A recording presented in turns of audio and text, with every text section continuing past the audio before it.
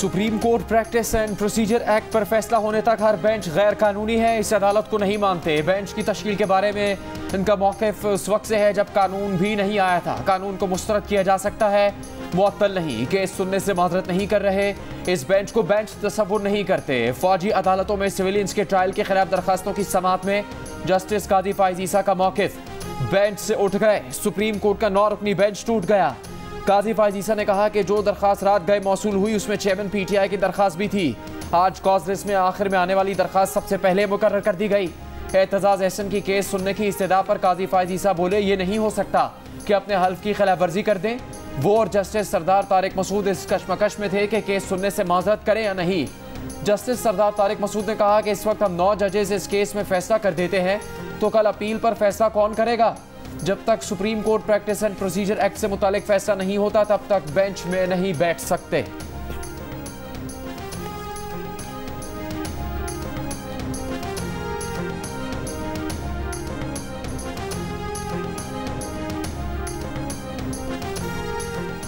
फौजी अदालतों में सिविलियंस के ट्रायल के खिलाफ दरखास्तों की समाअत में जस्टिस काजी फाइज ईसा का एतराज।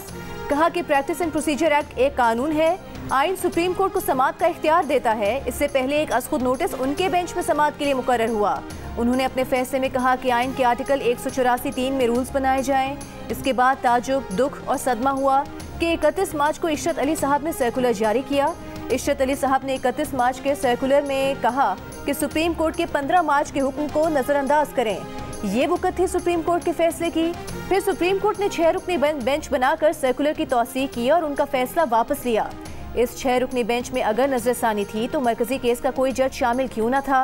उन्होंने 6 रुकनी बेंच पर नोट तहरीर किया जिसे सुप्रीम कोर्ट की वेबसाइट पर अपलोड करने के बाद हटा दिया गया। जस्टिस काजी फाइज ईसा ने कहा कि चहमगोइयों से बचने के लिए इस बात के कायल हैं कि सारी बात खुली अदालत में होनी चाहिए। अब तो नोट भी वेबसाइट से हटाए जाते हैं, इसलिए अपना जवाब यहीं पढ़ रहे हैं। उन्होंने चीफ जस्टिस को लिखा नोट अपने तमाम कॉलीग्स को भेजा। उन्होंने नोट में कहा कि उनके साथियों ने कानून मुअत्तल करके उन्हें अजीब कशमकश में डाल दिया है।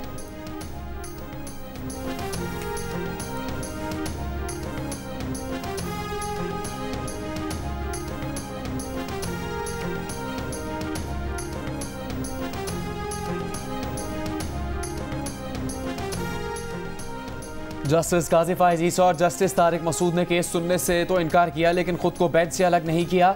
इस पर चीफ जस्टिस ने नया 7 रुकनी बेंच बनाया जिसमें इन दोनों जजेस को शामिल नहीं किया।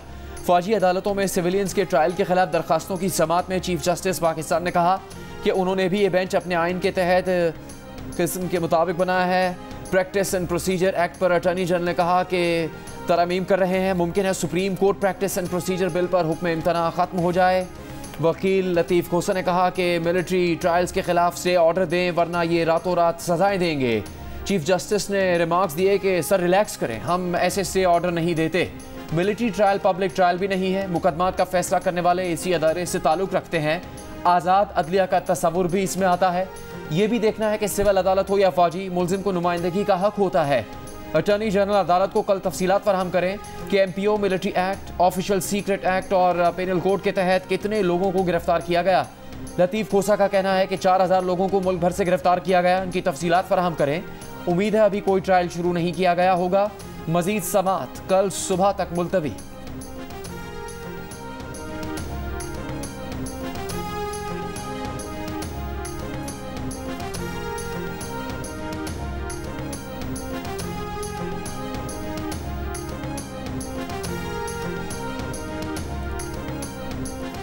रावलपिंडी डिस्ट्रिक्ट बार के केस में 17 में से 11 जज फैसला दे चुके। 11 जजेस के फैसले के खिलाफ 7 जज कैसे कोई फैसला कर सकते हैं। सुप्रीम कोर्ट फौजी अदालतों को माजी में दुरुस्त करार दे चुकी है। फौजी अदालतों में सिविलियंस के ट्रायल के खिलाफ दरखास्तों पर समाअत के दौरान जस्टिस याहिया आफरीदी के रिमार्क्स। सलमान अकरम राजा एडवोकेट ने कहा कि सुप्रीम कोर्ट का फैसला आईनी तरमीम केस में था। फौजी अदालतों की मुद्दत 2 साल थी, इसलिए सुप्रीम कोर्ट ने फैसला दिया था। चीफ जस्टिस ने कहा कि 21वीं तरमीम केस में मुल्जिमान के गठजोड़ का भी जिक्र था। लतीफ़ खोसा एडवोकेट बोले, ऑफिशियल सीक्रेट एक्ट के तहत भी ट्रायल इंसदाद दहशतगर्दी अदालत में होता है। ऑफिशियल सीक्रेट एक्ट का इतलाक 9 मई के मुकदमात पर नहीं होता। जस्टिस आयशा मलिक ने कहा कि ऑफिशियल सीक्रेट एक्ट का सेक्शन 2D दिफाई उमूर में मुदाखलत पर लागू होता है। ये शिक वहाँ लागू होगी जहाँ मुल्जिम दिफाई इदारे का मुलाजिम हो।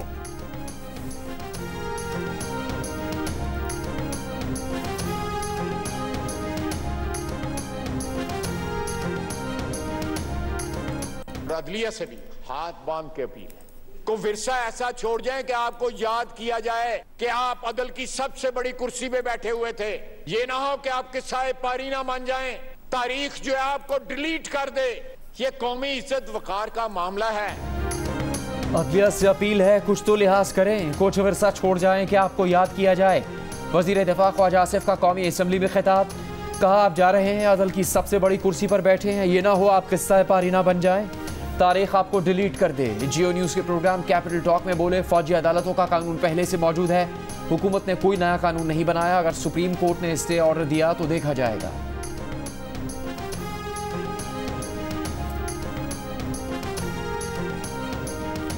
ये पूरा जिसको कहते हैं ना, पूरा पंजाबी में कहते हैं पूरा टिल ला रहे ने। तो आपकी बातों से यही लग रहा है कि अगर सुप्रीम कोर्ट ने कोई स्टे ऑर्डर दिया तो आप उसमें अमल दरामद नहीं करेंगे? Sir we'll cross that bridge when we come to it. पुल क्रॉस करेंगे इंशाल्लाह ताला। बहरे ओकियानूस में लापता आबदोज की तलाश करने वाले रेस्क्यू इदारों ने मौजों से आस लगा ली। आबदोज में ऑक्सीजन खत्म, मुसाफिरों की तलाश जारी, जिंदा मिलने की उम्मीदें कम होने लगी। 4000 मीटर की गहराई से मिलने वाली आवाज़ों के सिग्नल्स का भी नतीजा ना निकला। टाइटैनिक के सफर पर जाने वाली आबदोज का अब तक कुछ पता न चल सका। 6000 मीटर की गहराई में उतरने वाले रोबोट भी रेस्क्यू मिशन का हिस्सा बन चुके हैं। रोबोट समुद्र की तह में अटकी किसी चीज को तो निकाल सकते हैं, लेकिन आबदोज जैसी भारी शय को समुद्र की तह से ऊपर नहीं ला सकते। 20,000 मुरब्बा किलोमीटर के इलाके में अमेरिका, कनाडा, बरतानिया और फ्रांस की टीम्स का मिशन नहीं रुका। आबदोज टाइटन में मारूफ पाकिस्तानी बिजनेसमैन हुसैन दाऊद के बेटे शहजादा दाऊद और पोते सुलेमान दाऊद समेत 5 अफराद सवार हैं, जो 18 जून को टाइटैनिक का मलबा देखने के लिए कनाडा के इलाके न्यू फाउंडलैंड से आबदोज के सफर पर रवाना हुए थे।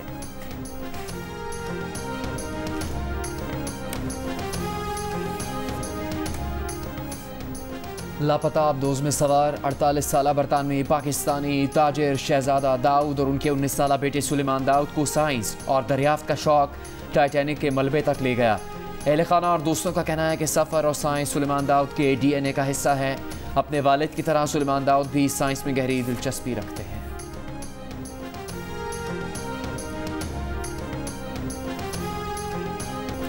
टाइटैनिक जहाज की बाकियात दिखाने के लिए टाइटन के समुद्र में उतरने की आखिरी वीडियो। टाइटन की रहनुमाई के लिए सतह समुद्र पर मौजूद जहाज के अमले में शामिल खातून ने आखिरी लम्हात पर अपनी सेल्फी ली थी, जिसके पस मंजर में टाइटन को भी देखा जा सकता है। 22 बरस की फोटोग्राफर एबी जैक्सन ने वीडियो टिकटॉक पर पोस्ट की थी। देखा जा सकता है कि सयाहों को लेकर टाइटन रफ्ता रफ्ता समुद्र की तह में उतर रही है। खातून ने 5 सयाहों में शामिल फ्रांसीसी शहरी पॉल हेनरी की तस्वीर भी ली थी। 77 बरस के पॉल हेनरी 37 बार टाइटैनिक की बाकियात का मुशाहिदा कर चुके थे और उन्हें मिस्टर टाइटैनिक कहा जाता है।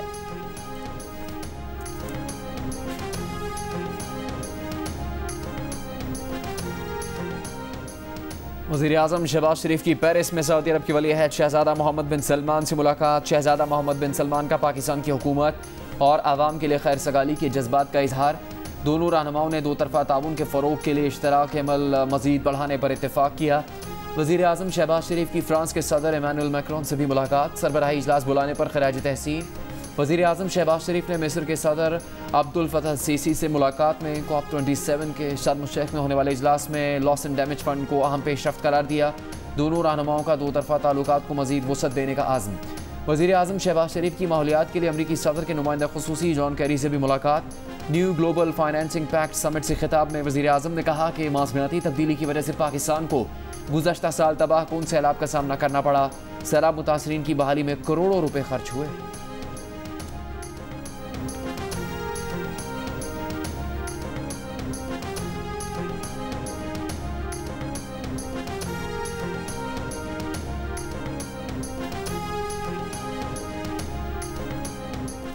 वज़ीर आज़म शहबाज शरीफ की पेरिस में MD IMF से मुलाकात। कर्ज प्रोग्राम की जल्द बहाली की उम्मीद का इजहार। पाकिस्तान के मुआशी इस्तेहकाम के लिए किए जाने वाले इक़दामात से आगाह किया। वज़ीर आज़म ने कहा कि नवे जायजे के लिए तमाम शराइत पूरी कर दी हैं। पाकिस्तान IMF से तयशुदा अमूर पर अपनी जिम्मेदारियाँ पूरी करने के लिए पुरअज़्म हैं।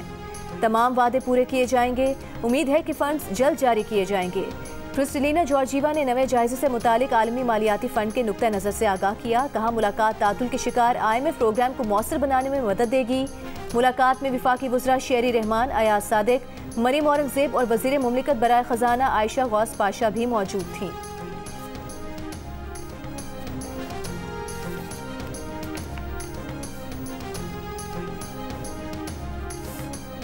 फ्रांस में आलमी मालियाती मुआहदे से मुतालिक सरबराही इजलास में वज़ीर आज़म शहबाज शरीफ की आमद तवज्जो का मरकज़ बन गई। बरसात के दौरान वज़ीर आज़म कॉन्फ्रेंस हॉल पहुंचे तो इस्तकबाल के लिए मौजूद खातून ने वज़ीर आज़म पर छतरी तान ली। ताहम अपनी ही धुन में मगन वज़ीर आज़म ने खातून के हाथ से छतरी ले ली। छतरी लेने के मामले पर वज़ीर आज़म और खातून के दरमियान चंद जुमलों का तबादला हुआ, लेकिन फिर वज़ीर आज़म खातून को हैरान छोड़कर आगे बढ़ गए। गैर मुतवक्किल सूरत हाल पर खातून पहले झिझकी और फिर बारिश में भीगती हुई वज़ीर आज़म के पीछे पीछे चलने लगी।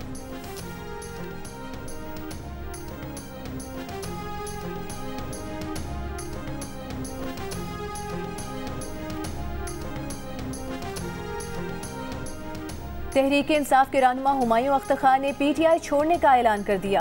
कहा क़याम पाकिस्तान से लेकर आज तक उनके ख़ानदान का पाक फ़ौज से लाजवाल ताल्लुक़ कायम है। शहीद अख्तर अब्दुर्रहमान जिस फ़ौज के जर्नैल थे उस पर फ़ख्र है और हमेशा रहेगा। शोहदा का लहू और कुर्बानियाँ ये कौम कभी फरामोश नहीं करेगी। 9 मई के वाक़यात ने पूरी कौम की तरह उनके ख़ानदान को भी इंतहाई अफसुर्दा किया। बिलखुसूस शोहदा की यादगारों को जो नुकसान पहुँचाया गया वो शहीद की औलाद होने के नाते उनके लिए शदीद रंज का बाइस था। इसकी जितनी मजम्मत की जाए वो कम है। इन हालात में पाकिस्तान तहरीक-ए-इंसाफ के साथ ताल्लुक़ जारी रखना मुमकिन नहीं रहा, लिहाजा वो पार्टी छोड़ने का ऐलान करते हैं।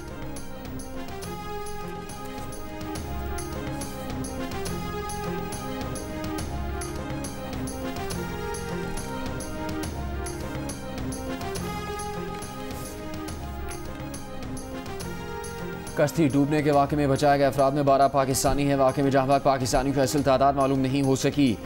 तर्जुमान दफ्तर ख़ारजा मुमताज़ ज़हरा बलोच की ब्रीफिंग। कश्ती हादसे के पीछे कौन था? जिंदा बच जाने वालों से पूछगिछ की जा रही है। यूनानी हुकाम बच जाने वाले अफराद से मुतालिक फैसला करेंगे। कश्ती में सफ़र करने वालों की कोई फहरिस्त नहीं। मीरपुर आज़ाद कश्मीर में इंसानी स्मगलिंग में मुलविस 2 एजेंट गिरफ्तार एजेंट्स की तादाद कुल 15 हो गई। यूनान कश्ती हादसे में अब तक 82 अफराद के हलाक होने की तस्दीक हो चुकी है। 104 अफराद को रेस्क्यू किया गया। कश्ती में तकरीबन 350 पाकिस्तानी सवार थे।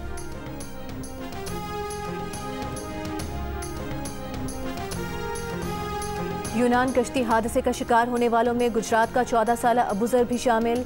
अबूजर माँ बाप की गुर्बत ख़त्म करने और माजूर भाई के इलाज के लिए पैसे कमाने गया था। गरीब बाप का कहना है कि बेटे को इटली भेजने की खातिर एजेंट को पैसे देने के लिए अपना मकान भी बेच दिया। गांव के कई लोग इस वक्त भी लीबिया में फंसे हुए हैं। अबूजर के जिंदा होने की दुआएं मांग रहे हैं।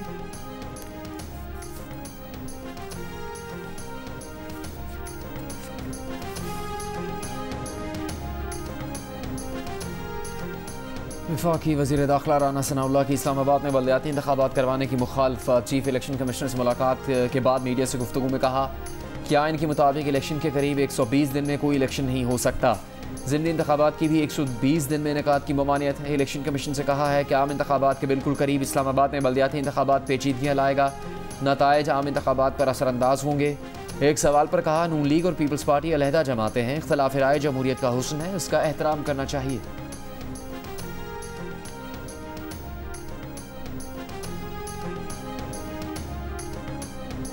वज़ीर आज़म की मुशीर कमर ज़मान कायरा ने कहा है कि बजट पर मसला था वो हल हो गया। अवाम ने पीपल्स पार्टी की हुकूमत भी देखी, नून लीग की भी। अब फैसला अवाम का है कि वो किस जमात को वोट देते हैं। पीपल्स पार्टी का वाज़े मौक़िफ़ है कि किसी गैर मामूली सूरत हाल पर आइन में इलेक्शन में ताख़ीर के रास्ते रखे गए हैं। इस वक्त पाकिस्तान में ऐसी कोई सूरत हाल नहीं है।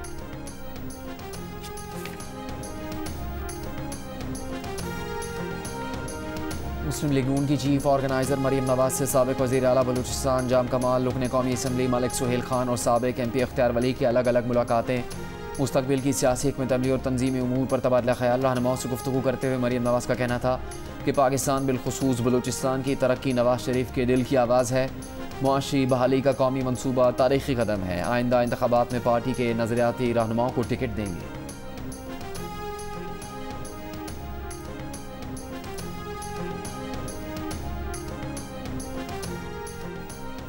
-1 का सवाल इतना हो चुका है कि अब इसका कोई मतलब नहीं रहा। वक्त साबित करेगा कि कौन कहाँ खड़ा है। तहरीक इंसाफ के वाइस चेयरमैन शाह महमूद कुरैशी की पेशावर में मीडिया से गुफ्तगू। कहा चेयरमैन PTI के साथ गुज़िश्ता मुलाकात ज़बरदस्त रही।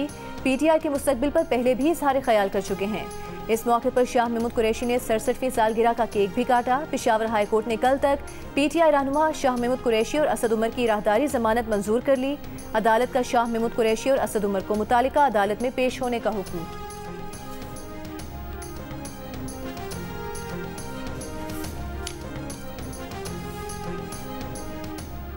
तहरीक इंसाफ के सदर परवेज़ इलाही के खिलाफ नैब की तहकीकात का दायरा वसी। नैब ने स्टेट बैंक से परवेज़ इलाही समेत 9 अहम शख्सियात का बैंक रिकॉर्ड तलब कर लिया। नैब ने 2 प्रॉपर्टी टाइकून्स के बैंक रिकॉर्ड्स और ट्रांजैक्शंस का रिकॉर्ड भी तलब कर लिया। स्टेट बैंक से पंजाब में मौजूद तमाम बैंकों से गैर मुल्की ट्रांजैक्शंस का रिकॉर्ड भी 23 जून तक तलब। नैब परवेज़ इलाही के केस में आमदन से ज़्यादा असासे बनाने और मुबैना मनी लॉन्ड्रिंग की तहकीकात कर रहा है।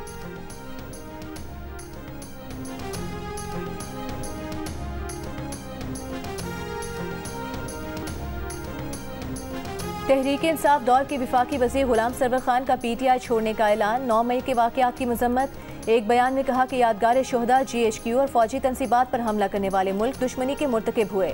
ऐसे जराइम में मुलविस अफराद को करार वाकई सजा दी जाए।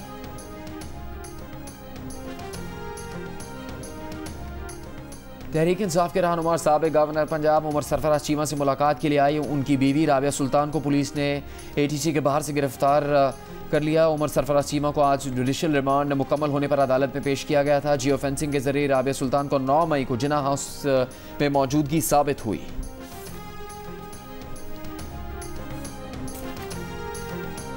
बैरून मुल्क बैठकर सोशल मीडिया पर कौमी सलामती के इदारों के खिलाफ हर्जा सराई करने वाले 361 सोशल मीडिया अकाउंट्स की निशानदही हो गई। FIA का बैरून मुल्क मुकीम सोशल मीडिया पर मुतहरिक इन अफराद को गिरफ्तार करने का फैसला। इंटरपोल से राबता कर लिया गया। अकाउंट्स ट्रैक करके साइबर क्राइम एक्ट के तहत मुकदमात दर्ज किए जाएंगे। मुकदमात के इंदराज के बाद मुलजिमान को इंटरपोल की मदद से वापस लाया जाएगा।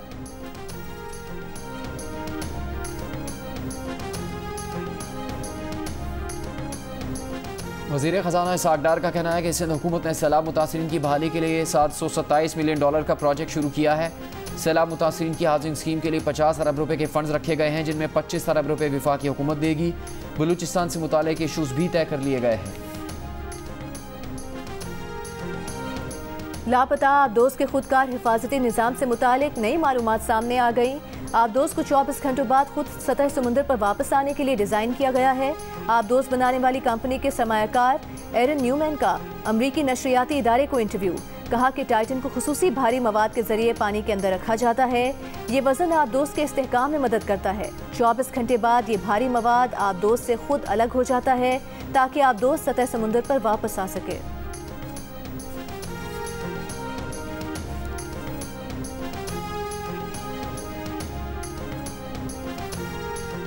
लापता आबदोज टाइटन में बरतानवी ताजिर क्रिस ब्राउन भी सवार होने का इरादा रखते थे, लेकिन आबदोज में इस्तेमाल टेक्नोलॉजी और मायार पर तहफ़्फ़ुज़ात के बायस आखिरी वक्त में इरादा बदल लिया। बरतानवी मीडिया को इंटरव्यू में कहा कि उन्हें पता चला था कि आबदोज में पुराना मवाद इस्तेमाल किया जा रहा है। आबदोज को कंप्यूटर गेम खेलने वाले कंट्रोलर्स से चलाया जाएगा, जिसके बाद उन्होंने कंपनी से माजरत कर ली थी।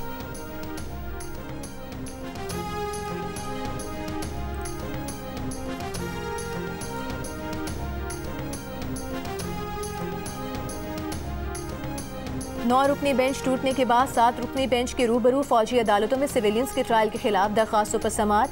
बेंच के रुकन जस्टिस मंसूर अली शाह ने पूछा कि वो एक दरखास्त गुजार जवाद ख्वाजा के रिश्तेदार हैं, क्या किसी को उनकी बेंच में शमूलियत पर एतराज़ तो नहीं। एतजाज़ एहसन और अटॉर्नी जनरल ने कहा कि उन्हें कोई एतराज़ नहीं। दौरान समाअत चीफ जस्टिस से पूछा कि क्या सिविलियंस का ट्रायल फौजी अदालतों में चल रहा है। वकील लतीफ़ खोसा ने जवाब दिया कि सिविलियंस का ट्रायल फौजी अदालतों में शुरू हो चुका है। जस्टिस मंसूर अली शाह ने लतीफ़ खोसा को कहा कि बयानात से निकलकर असल कानून क्या है वो भी बता दें।